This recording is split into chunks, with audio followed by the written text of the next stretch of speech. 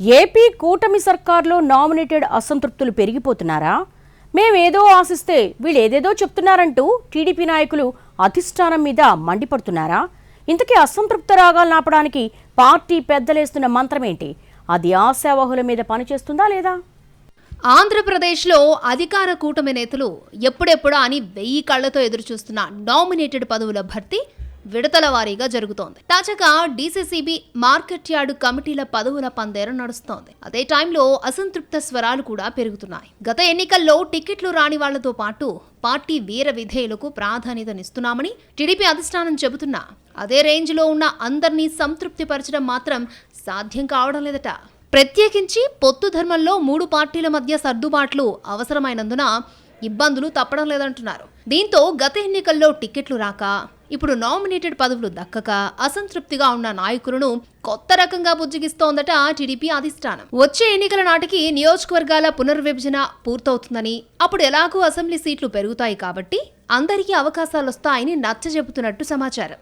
Medicover తో మీ మాతృత్వ కలలను సాకారం చేసుకోండి. ఇప్పుడు IOI పై 50%, IVF పై 20,000 తగ్గింపు మరియు పొందండి ఉచిత కన్సల్టేషన్ తో పాటు ఫ్రీ అల్ట్రాసౌండ్ స్కానింగ్. నామినేటెడ్ పదవుల కోసం చాలా మంది ఎదురు చూస్తున్న అవకాశాలు మాత్రం కొద్ది మందికే దక్కుతున్నాయి. అందుకే ఆశావహులందరికీ డీలిమిటేషన్ ఆశ చూపిస్తున్నట్టు తెలిసిందే.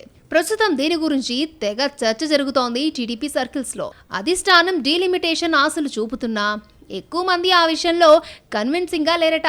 ఆకలైనప్పుడు పెట్టే ఇడ్లీ ముఖ్యం గాని కడుపు నిండాక బిర్యానీ పెట్టినా ఏం ప్రయోజనమంటూ నిరాసక్తతగా మాట్లాడే నాయకుల సంఖ్య పెరుగుతున్నట్టు చెప్పుకుంటున్నారు. అటు మహిళా రిజర్వేషన్స్ అమల్లోకొస్తే పార్టీ లీడర్స్ కు మంచి అవకాశాలుంటాయని ఇప్పటికే సీఎం చంద్రబాబు చెప్తున్నారు. ఓవైపు డీలిమిటేషన్, మరోవైపు మహిళా రిజర్వేషన్, ఈ రెండు అమల్లోకొస్తే చాలా వరకు సమస్య తీరిపోతుంది అన్నది టీడీపీ అధిష్టానం అభిప్రాయంగా తెలుస్తోంది.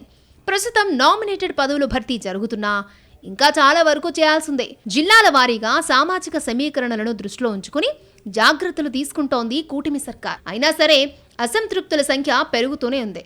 దాన్ని చల్లార్చడానికి డీలిమిటేషన్ ఆశలు చూపుతున్నా నేతలు ఎంతవరకు కన్విన్స్ అవుతారన్నది క్వశ్చన్ మార్క్ అంటున్నారు పరిశీలకులు. ఇప్పటికే రకరకాల కారణాలతో చాలా మందికి గత ఎన్నికల్లో టికెట్లు రాలేదు. ప్రధానంగా జనసేనతో పొత్తుతో టికెట్లు కోల్పోయామన్న అసహనం ఎక్కువ మంది టీడీపీ నేతల్లో ఉందట. అలాంటి వాళ్ళంతా ఎట్టి పరిస్థితుల్లో మంచి నామినేటెడ్ పదవి సాధించాలన్న పట్టుదలతో ఉన్నారు.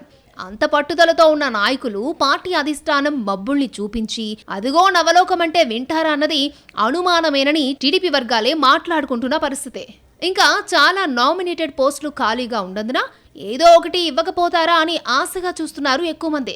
అది పోయి ఇక ఇప్పటికింతే అని తెలిస్తే మాత్రం వాళ్ల నిర్ణయాలు, చర్యలు ఎలా ఉంటాయన్నది చూడాలంటున్నారు రాజకీయ పరిశీలకులు.